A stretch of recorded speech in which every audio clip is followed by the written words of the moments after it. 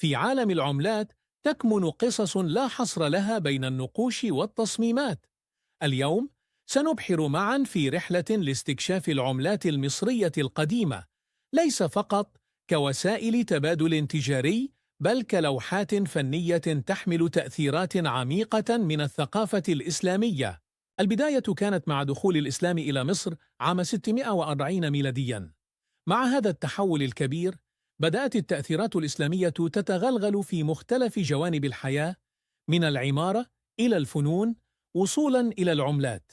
العملة باعتبارها أحد الأدوات اليومية المهمة أصبحت مساحة مثالية لتعكس الروح الجديدة. النقود الإسلامية التي ظهرت في مصر مع الدولة الأموية كانت متميزة. اعتمد الحكام في البداية على إعادة سك العملات البيزنطية والفارسية، مستخدمين نفس الأشكال والأساليب مع إدخال تعديلات بسيطة، ولكن مع الوقت تطورت تلك العملات لتأخذ طابعاً إسلامياً خاصاً.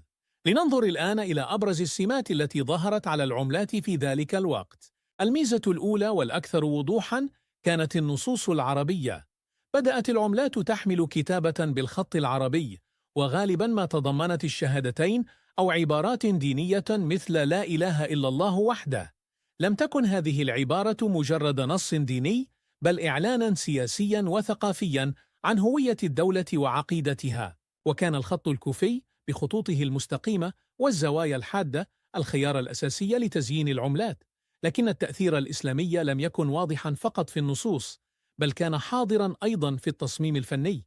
فالفن الإسلامي يتميز بالزخارف الهندسية والتكرارية، والتي تجدها في العملات القديمة بنقوش دقيقة لا مثيل لها. تتنوع هذه الزخارف بين النجوم المضلعة والأشكال المتداخلة التي تحمل تفاصيل معقدة، مظهرة الجمال الهندسي والعقلانية في التصميم. العناصر النباتية أيضاً كانت جزءاً مهماً من العملة الإسلامية. تجد النقوش المنتظمة للأوراق والأزهار تمتد على أطراف العملات أو تحيط بالنصوص الدينية. لم تكن هذه الزخارف مجرد إضافة جمالية، بل كانت تعكس المعنى الروحي للفن الإسلامي الذي يحتفي بالطبيعة كخلق إلهي. ومن أهم المحطات التي أثرت على العملات المصرية القديمة كانت الفترة الفاطمية. في تلك الحقبة، وتحديداً في القرن العاشر الميلادي، أصبحت مصر مركزاً ثقافياً وحضارياً تحت الحكم الإسلامي الفاطمي. العملات الفاطمية كانت تحفاً فنية بكل معنى الكلمة. كانت تحمل عبارات مثل علي ولي الله، ما يعكس المعتقدات الشيعية للدولة، وتزينت بأروع الزخارف التي جعلتها فناً قائماً بذاته. لكن ما يثير الدهشة حقاً هو أن العملات لم تكن مجرد أدوات تجارية، بل كانت وسيلة لنشر الرسائل السياسية. على سبيل المثال، عندما أراد الحكام تأكيد سلطتهم أو نشر معتقداتهم، كانوا يصكون عملات تحمل نصوصاً تعبر عن رؤاهم. العملات ليست فقط مرآة للتاريخ السياسي والديني، بل تحمل داخلها تطور الفنون والخطوط. في عصر المماليك ظهرت تفاصيل جديدة، إذ أضيفت أسماء السلطان وتواريخ الحكم بطريقة منظمة ودقيقة. هذا التطور يعكس مدى التقدم في تقنيات السك وصناعة العملات.